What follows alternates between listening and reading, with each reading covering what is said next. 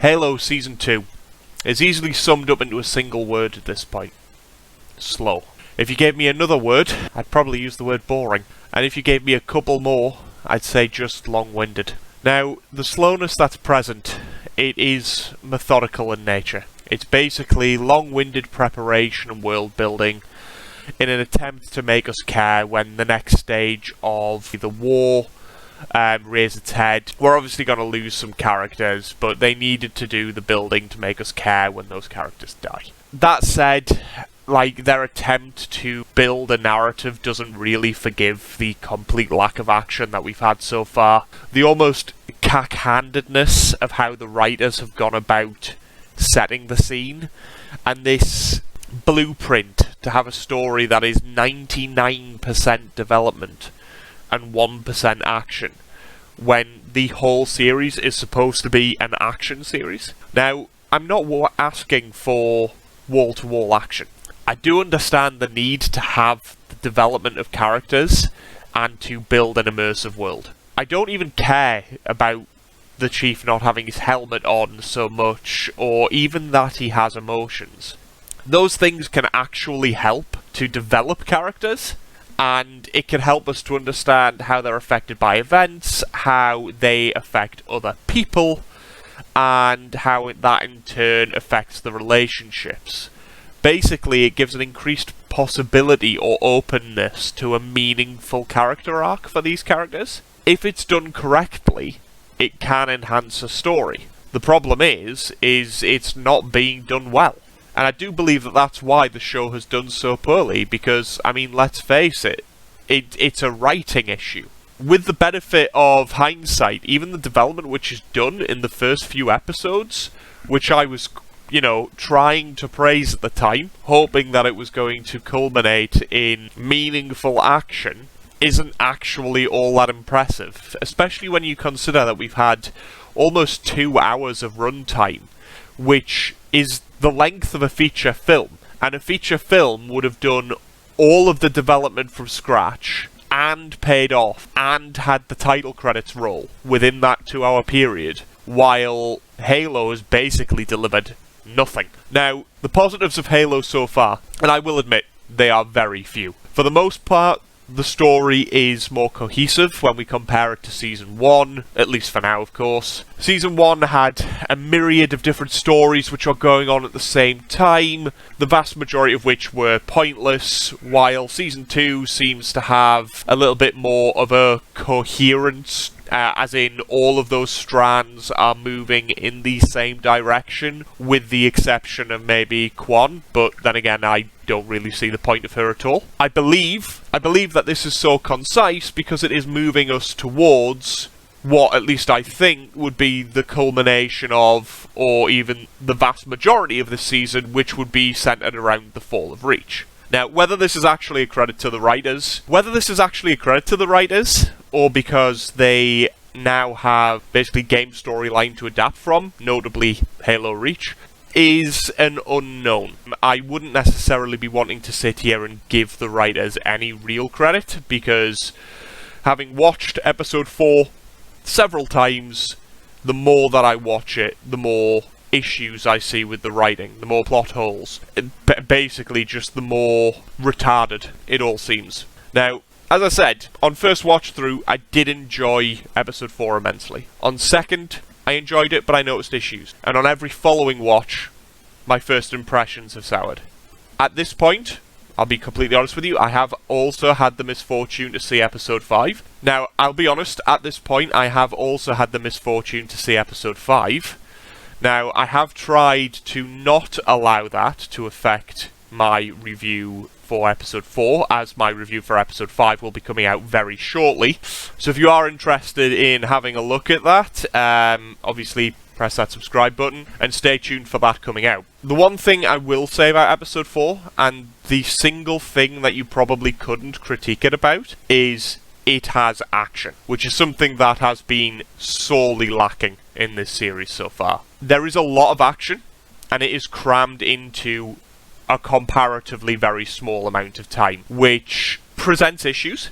There's no two ways about it. Now, while it has that action, it also has nonsensical writing, which almost treats the viewer, in my opinion, as being a moron, but it also makes the characters that are within the show seem genuinely retarded. There's retconning of characters, as in it is now trying to frame Halsey as not being really evil, despite that she was basically the bad guy in Season 1. And it is framing McKee as not being as evil as we all think she is, which is slightly retarded. And there is some quite impressive CGI, but also there's bad CGI also within the same episode, which is a little bit weird. And the one thing that I couldn't help but know is it has some of the worst cuts that I have ever seen. Basically, sometimes with like just a 3-second black screen in between basically frames,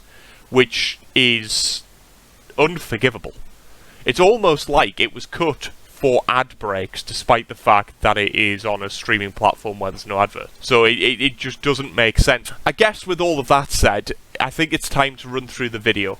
Now, right before we do this, I am going to say, again, I did like this episode.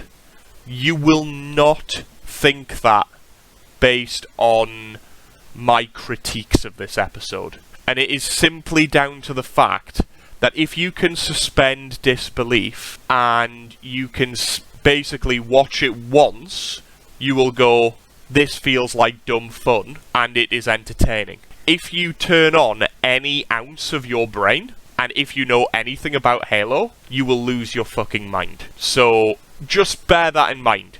So, with that, we'll get cracking. So, we kick off the episode, as usual, with a recap of everything that's gone on in the previous episodes of the season so far. The amount of content which is now in these recaps is genuinely making me think that they don't think any of us have any memory. Then again, the vast majority of what has happened has been so unfucking memorable that we genuinely need the recaps. The recaps are now starting to push 2 to 3 minutes of every episode. By the end of this season, there is a reasonably good chance that we will have lost almost half an episode to just recaps, which is a lot of content that they could be adding to the actual series to make it not shit. So I do think they're going a bit overboard with the amount of recaps. Had a little late night supper here. We join Vanek basically going up to the rooftop. As far as I can tell, this entire scene is pointless. It's just a throwaway scene in order to try to instill in us that Vanek has emotions as well. The thing is, I like Vanek. Out of all of the Spartans, he's the one that I actually think is most like a Spartan. Even without his emotion chip, he is still like a Spartan. And the way that they instill in us that he has emotions is by showing his attachment to birds. Now, as far as I can see, they're pigeons. Which raises some, not nitpicky questions. I mean, we're on a different planet. And realistically, I'd been happier if they'd have had some sort of, like, freakish hybrid or something like that he was attached to. Basically, something that would exist on a different planet. Not a pigeon. Because, let's face it, if there was animals that you were going to take to other planets, pigeons would not realistically be one of them. Bearing in mind that they're effectively flying vermin and we have enough of an issue with them on this planet in our cities, rather than taking them to other planets to fest the cities there. So, it just seems a little weird. I mean, I could have quite happily cut this entire scene from the episode, and it would have had absolutely zero difference at all. Hello, Benny. Jenny. Hello, Lily. Keith. I need to get home! Now, I have a fairly significant issue with this scene. So, he was just thrown quite clearly very far. The camera's going to turn around, and there's going to be no damage for like 20 yards. So for that explosion to affect him at this distance, basically everyone who's between him and the burning buildings would be in a significantly worse way than they are. They may even be dead, but none of them are dead. The buildings are completely obliterated, but it doesn't quite make sense as to why they did that, other than to try to inject some excitement into it.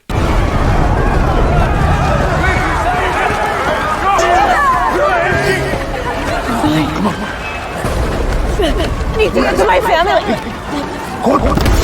Now, it might sound heartless, but your family's clearly gone. But, Chief, just let her go. Let her go. Let her run into the burning buildings. Like, she stabbed you in the back in episode 1, remember? You seem to be incredibly forgiving for someone who apparently has emotions. She literally fucked you over, and you're just, like, her best bud. That's the thing. Now, we basically rejoin Soren and Halsey. You might remember from the end of episode 3, basically Soren gets brought to Reach and put into the same cell as Halsey. Now, you probably think that, bearing in mind that he, like most other kids, were kidnapped, put into this training program, experimented on, where the vast majority of them died, he'd probably want some serious vengeance, and would very quickly get to cracking some heads. But he doesn't. And all of a sudden, it just seems like they're friends, with limited vocal resentment. Actually, almost no resentment at all, in any form. Which, I know if I'd been experimented on by basically a psychopathic lady, then yeah, I'd probably have some resentment issues. About war, it never stays where you put it. What to say? How to say it? I would do. The answer is you do nothing. And you do nothing. If I were ever in the same room with you. Now, of course, the bombardment unlocks their cell. There's no guards. And this, as far as I'm concerned, starts to open some fairly significant issues. Let's just go back. Do you remember this from episode 3? Essential assets are being transported off the planet as we speak. Now, I'll be honest, I don't think it'll be the last time that we see that clip. Why did they leave Halsey? Halsey knows everything there is to know about Spartans. She literally invented them. She knows their weaknesses, their strengths, a significant amount about the keystones, artificial intelligence, as well as Christ knows how much other sensitive information that she's got bouncing around in her noggin. Now, if the Covenant managed to capture her and torture her and get that information, that is going to cause some very serious issues. So if you were going to leave her behind, you'd kill her, guaranteed. Now, you might turn around and say that that's why they put Soren in the cell, because they thought that Soren would do it. But you would make sure the job was done. You'd kill them both. Or, what would be more likely, is you'd take her with you in case you needed her again at another point. This is just the tip of the iceberg on nonsensical writing. Because it makes you think that the people who are in charge of the military intelligence are utter retards. Do your job. So we rejoin Chief and the Corporal, mainly because we didn't let her run into the fire. Now, I'll be honest, I'm starting to think that the writers do have a thing for people running into fire and turning themselves into kebab by this point. This isn't the first time in this series where someone has tried to run into fire. We had that entire group of people who decided to walk into lava on episode 1. Those weren't Marines, okay? This was my family, my friends. I'm sorry, she just can't act. You need to get out of here. What? You need to get out of here. You need to get out of here. It's unsafe. Come on, you need to get out of here. You need to get out of here. Why don't you tell them why it's unsafe? Tell them the Covenant's coming. Instead, you're looking like someone who's touched in the head. And they are responding in kind by looking at you like you're a mental bint.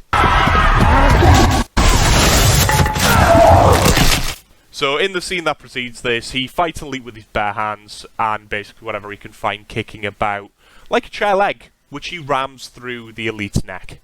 Now, I'm not going to lie, I enjoyed the action in this episode, but this just feels like bullshit. The power level that they've given the Spartans, in that they don't even need their armor to take care of elites, is stupid. Now, the elites are supposed to be feared. In this series, they just make them look like an utter joke. Now, you may wonder why there was a bit of a black screen there. I clipped that bit just to give you an idea of what the cutting is like. There's several places, and I will show them all, where there's like up to 2 seconds of just black screen for no reason. Now, I definitely think it's for adverts, but there's no adverts. So, why is it there?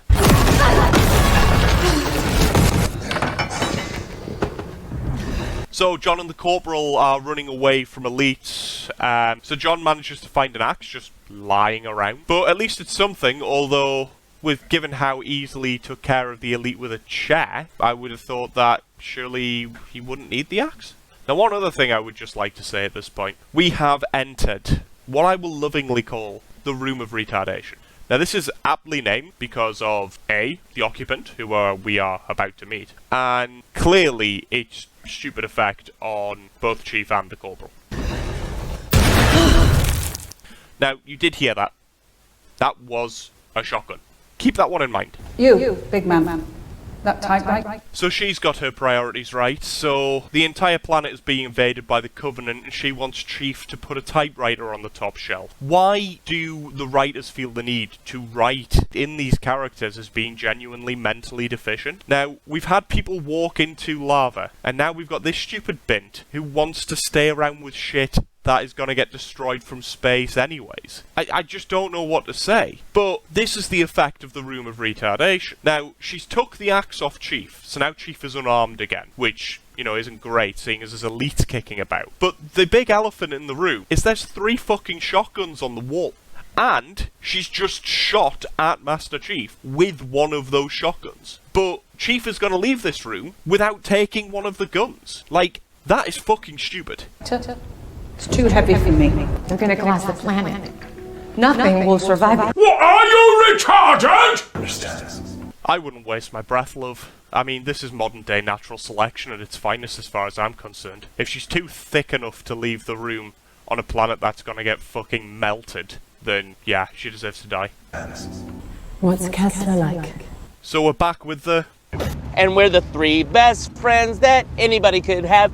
Well, there's only 2 of them, but you get the point. And now they're just small-talking their way through the tunnels. I'll be honest, I am skipping most of the Soren and Halsey show, because while I like Soren, their scenes together are mostly shit and add absolutely nothing to anything in this episode.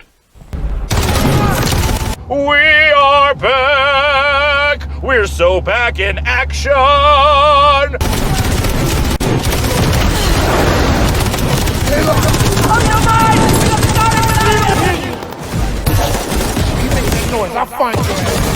I'm not gonna lie, handing a blind guy a grenade launcher genuinely seems like a recipe for disaster. I need your permission.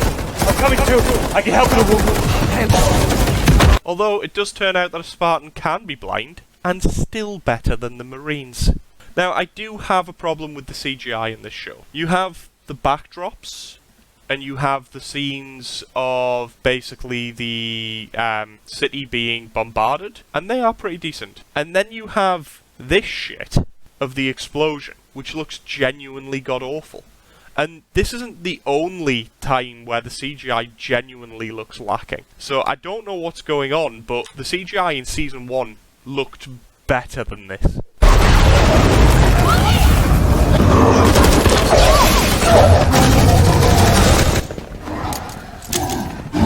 Now, again, this is just like clueless writing. I'm guessing the writers didn't play the games, and I shouldn't let it annoy me as much, but the elites aren't useless, and they're sure as shit not thick. In the games, if you throw a grenade at them, they jump out of the way, they roll out of the way, and these 3 idiots are just going to run into the grenade.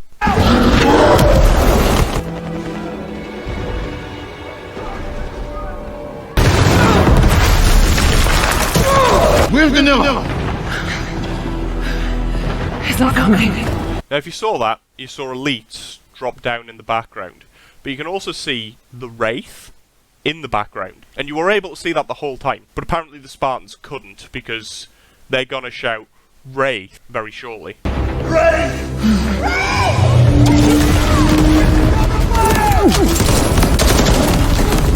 Come on! And it was exceptionally nice of those elites to just stand around and not shoot at them while they were having that little heart-to-heart. I got something for you! Now, I think him sacrificing himself is a good idea.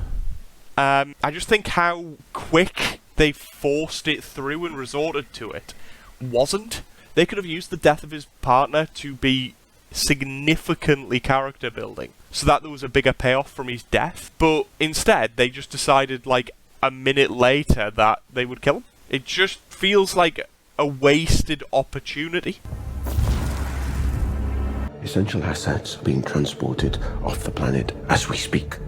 Did have a feeling we'd see Ackerson again, even though he's not actually in this episode. Obviously, Ackerson took everything of strategic importance from the planet. So because of the writer's non-adherence to the source material, they have basically made it sound like Cortana is the only AI in existence, at least as far as we're aware. But she's not important. She has all of humanity's knowledge. She has every coordinate of every human planet, including Earth, but she's not important. Let alone the fact that she can compute anything, including the probabilities of success or failure, how to potentially change the outcome. But yeah, she's not important. Oh, and she also has the knowledge of the Keystone experiments with Halsey, but she's still not important. It's lazy writing. The whole season started with long-winded development, which has led to this. It just feels like the writers have an idea of what they want to get to and what needs to happen on the way, and they're just plugging the gaps with the easiest thing that they can think of. Quite possibly the first thing that they think of, regardless of how much actual sense it makes. I mean, granted, they're probably not expecting someone like me to rip it apart, but it's just not plausible.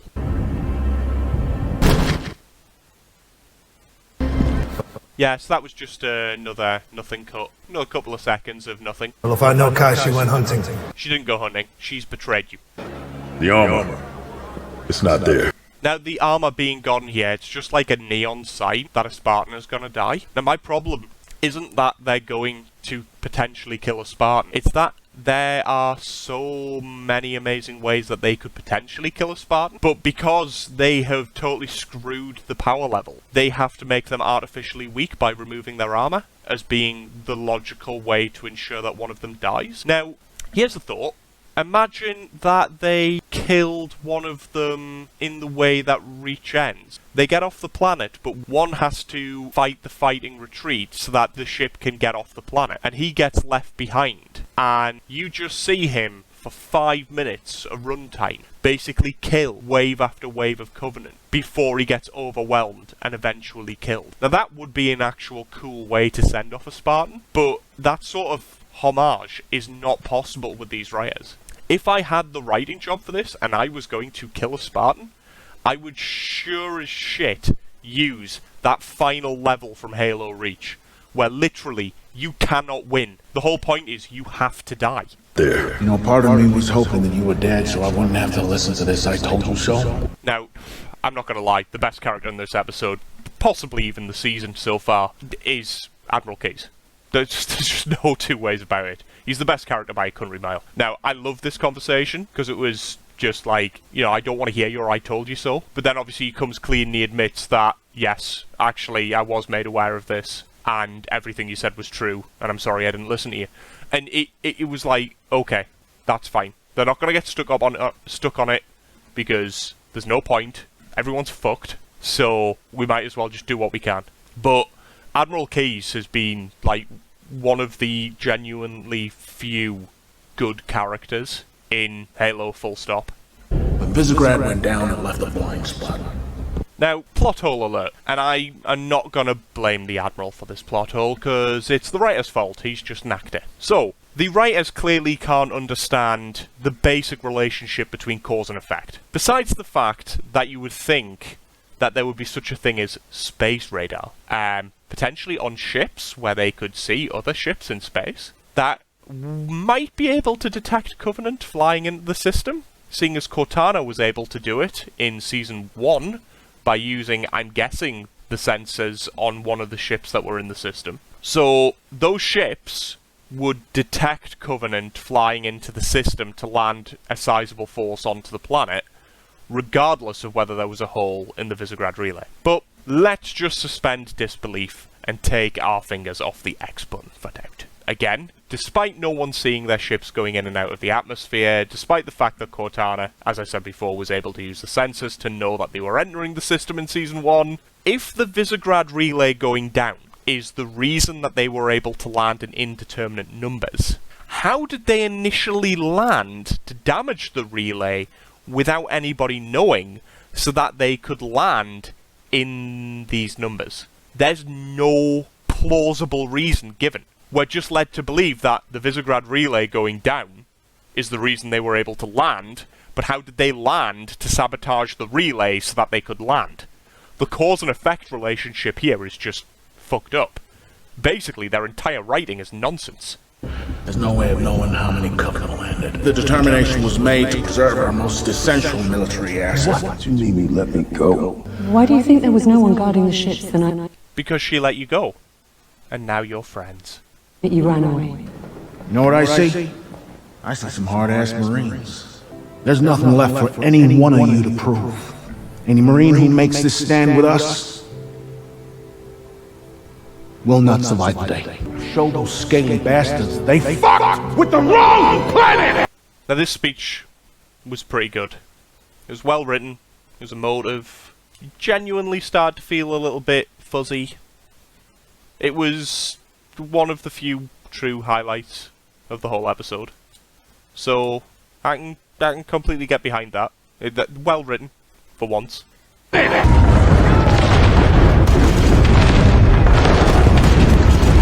Catch fire team set. Roger that, Master. What the hell? So they've literally created a choke point on this bridge to defend. And we've seen a good few hundred Marines in the speech scene. But there's literally 10 guys and a tank defending the only entrance, supposedly, to the plaza where the headquarters is. Now, it's almost like they either couldn't afford all of the extras for the scene, or the green screen set was so small that they couldn't actually have more than a handful of people on it. Because the whole point of a choke point is to make something that's easily defendable. Now, when they said that they were defending it with their smaller numbers, I didn't realise that they had 10 guys.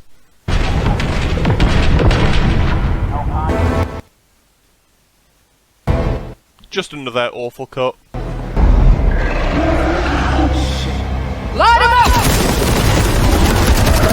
What exactly are you doing with this person? 3 minutes ago, I was a pirate. I'm making progress. I can't help but feel like Soren is the attempt at comic relief in the series. I don't mind it, I just wish there was a bit more substance from him being in the story.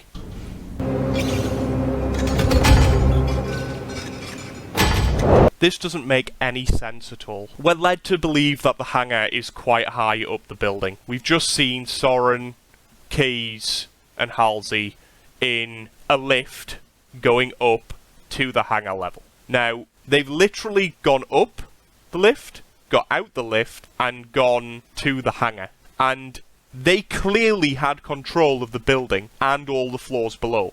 And the choke point, which is supposedly the only main entrance to the plaza, is still being defended by the Spartans and 7 Marines. How, then, did these get here to grapple this far up to attack the hangar? These are not elites. They don't have camo, so they had to get past people to get into the building. It's just way too fast. It's so fast that everything that's going on could be made to make sense if it was slower, if it was more methodical, if they were fighting, say, a fighting retreat up the building, buying time for the hangars to get the ships off. Once you lost control of a floor, 2 or 3 floors beneath the hangar deck, you could have this where they scale the outside of the building to basically attack the hangar deck from above while you're also trying to defend from below. That would be plausible. But the amount of time that's passed is literally a minute or 2 in not just episode time, but in actual real time by the feel of it. And it's just incredibly jarring with how they're doing it. It just feels like they're trying to burn through this content ridiculously quick. It's just nonsense. Hangar is under attack from local Covenant units. Over. We'll buy you time. These Marines are just hopeless. Like, the other thing that the writers, well, I'm assuming it's the writers, the showrunners, the producers, whoever, they've made Marines seem effectively like a waste of air. They don't ever seem to take any defensive positions. They don't take cover. They just stand in the open, either shooting standing still at the enemy or walking towards them like utter fucking retards. If you looked at any credible war epic, the first thing that they do when a firefight's about to start is they will usually seek out cover and then fire from cover, particularly if they're defending a position, which these Marines are. But instead we get this fucking idiot who just walks towards them and gets shot in the chest.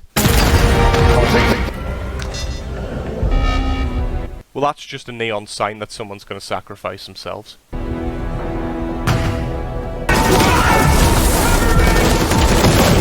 That's just another case in point. More Marines just standing in the open. Just, you know, chilling.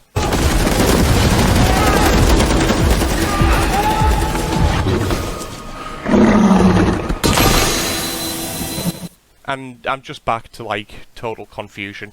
Why are these guys just stood there, just, like, looking at him lovingly? Why don't they shoot him? Also, why can't they smell the fuel?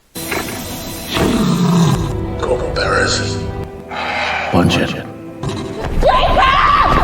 And why is there a corridor full of Marines? And why aren't they coming through and engaging? Maybe the Admiral wouldn't die if instead of running past the door that leads to the hangar where the enemy is, they came in and fought the enemy.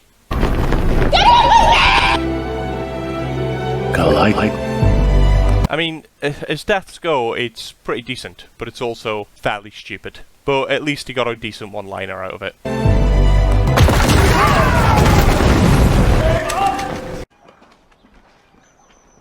Fuck. Jesus Christ. How many Marines are there? And why are they all just milling around in the corridor, stood there like absolute fucking plums? They could have saved the Admiral.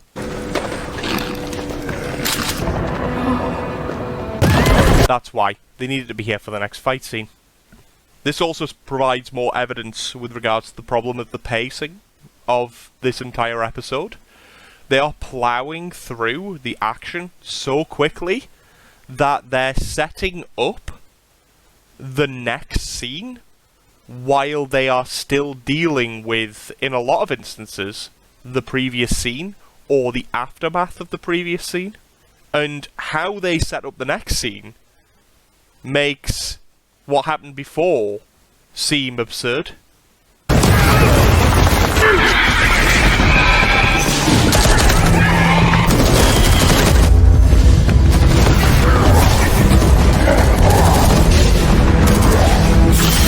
Now, this whole action sequence is actually really good, for the most part, but how many guns does Master Chief go through? Because I'm pretty sure he's had at least 3 or 4 cut through in this season alone.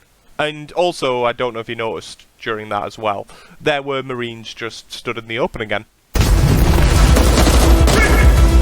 Now, he just seems to stand there looking at people, not shooting anyone, despite the fact that there's bad guys everywhere.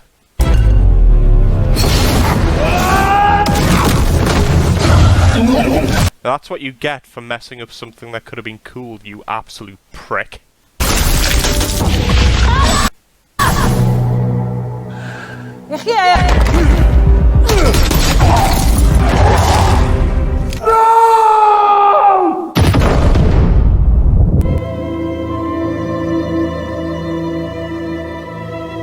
And like I said earlier, they took the armor out of the equation so that they could kill a Spartan, and annoyingly, they've killed the Spartan who acts most like a Spartan.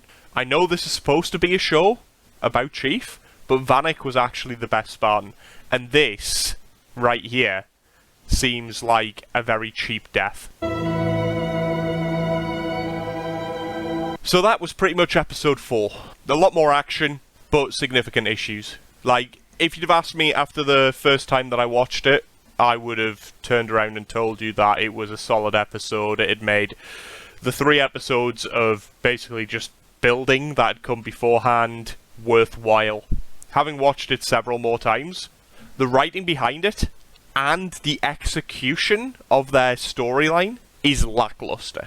One of the other massive critiques I've got for this episode is they have burned through content, and it really should have been shown a bit more care and respect, especially as what I was hoping from the first 3 episodes of this season was that the fall of Reach would be the majority of this season. It would be something which happens stage by stage, fighting retreats, and ultimately they escape by the skin of their teeth at the end. What we've had, however, and I know this because unfortunately I have seen episode 5, is that this is just about it. Reach is just about gone.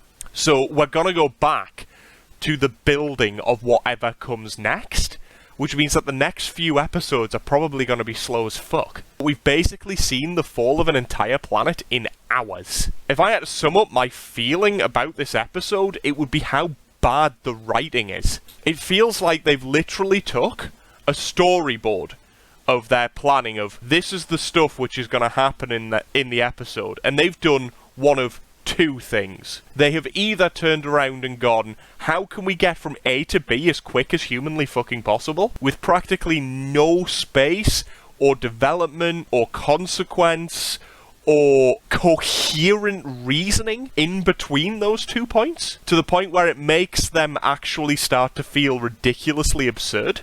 Or they've gone the other way and they've just put in the simplest thing that their tiny mind can comprehend, regardless of any rational thought given to it, so that it just doesn't make sense.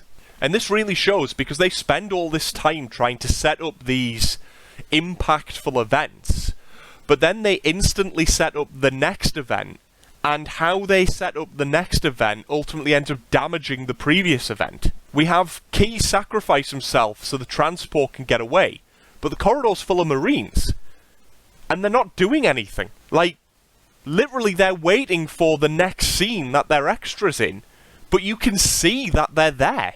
And that next scene happens within about 45-60 seconds of the aftermath of Key's death. Now, if they were there, why weren't they spilling through the doors before Soren shut them and engaging the Covenant and potentially saving Admiral Key's life? It just doesn't make sense in any way, shape or form. It is nonsense. And all of this is beside the fact that the vast majority of the writing of the episode that doesn't fit within these immediate payoffs is clearly to set up the storyline which is coming in future episodes.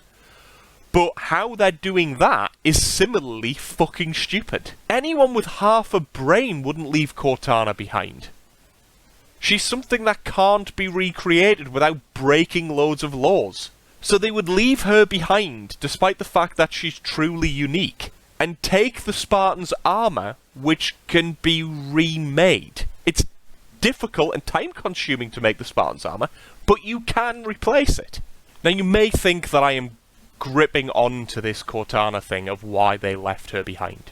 And, you know, I can appreciate that I'm being rather anal on this. But it is the writer's writing which makes Cortana being left behind more retarded, because they have made her one of a kind by injecting a nefarious backstory to her creation. It's illegal to make AIs of her type, so she is the only AI of her type. Now, even if they didn't basically create a new backstory for Cortana, because as far as we know, she is the only AI.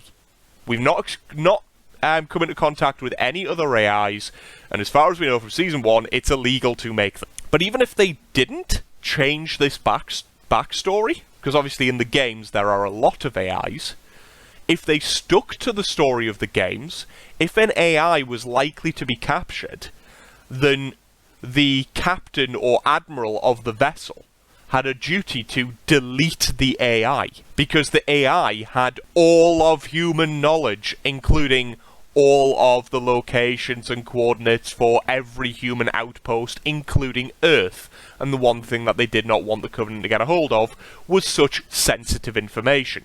Yet we're supposed to believe that Ackerson, who is supposedly the brains of the military intelligence, would leave that behind and believe that it's not a valuable asset. Now, the way that they've written Cortana makes her truly unique. If there is only one, then that thing becomes instantly priceless, not worthless. With that, my final thoughts are, the episode at first glance is fun. If I was to give anyone any advice, I would say don't delve too deeply. Probably have it on as background noise. Don't watch it more than once, because you will spoil your experience of it. At least I did, because I started to pick up on all of the shitness that is basically there. And obviously that then just taints any substance that they were trying to give the episode. So the episode goes from being, I would have said like an 8 to a 4. What can I say? I just went from liking it to disliking it. And they've killed, for me, a lot of the redeeming features. Because the Admiral's dead, Vadic's dead. One of the interesting points that I would actually raise here is it's all of, well, not all, but the vast majority of their diverse characters are all dead. They've killed their blind Spartan, they've killed their gay doctor, they've killed their black admiral, and they've killed their black Spartan. Usually, we would say that if you were a minority that you would have some form of minority armor, because of how things are these days. You can't be seen to basically kill minority characters. And yet, in one episode, Halo's killed 4. Now, granted, they are putting an entire planet to the sword, but I just thought that was quite interesting. But I guess with that, if you've liked the video, if you've liked any of the points I've made, then obviously please do like the video. Hit that subscribe button to see more videos like this. Anyways, that's it for me. So, that's it for you.